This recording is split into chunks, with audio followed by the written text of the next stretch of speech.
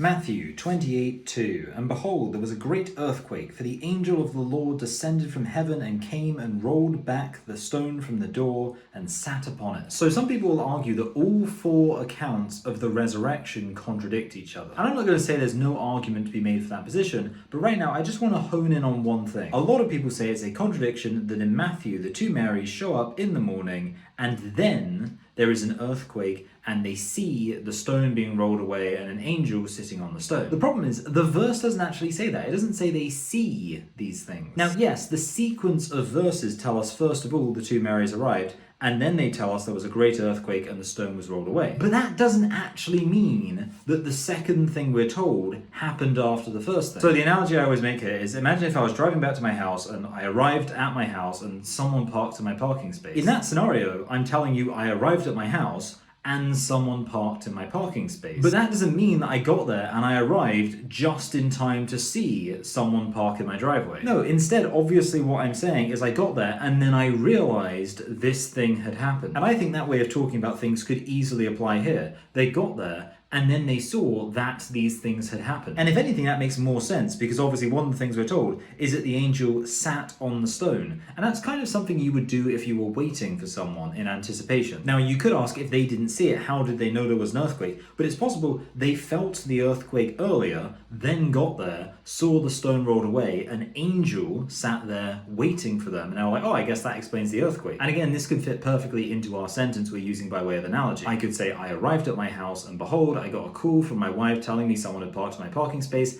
and then someone parked in it. In that scenario, clearly I'm telling you about something that happened before I arrived at the house in both cases, and in the former case, something that I experienced as I was arriving at the house before I got there, which now I'm seeing the result of that thing which I experienced earlier. I'm sure people will say this is an ad hoc, desperate attempt to make all these disparate accounts cohere with each other, but in reality, this is just a regular way that people talk all the time. You wouldn't bat an eye if someone told you that they got somewhere and then saw the results of something having happened and described it as if they saw the thing happen itself. That's just a thing people do. So obviously this doesn't address all of the concerns about the consistency of the resurrection accounts, but as far as this idea that Matthew is necessarily saying that they witnessed something that we're not told they witnessed in other accounts, no, I don't think it's saying that they witnessed it at all. I don't think it's necessary to believe that because we're told about these events after they got there, these events must have happened after they got there.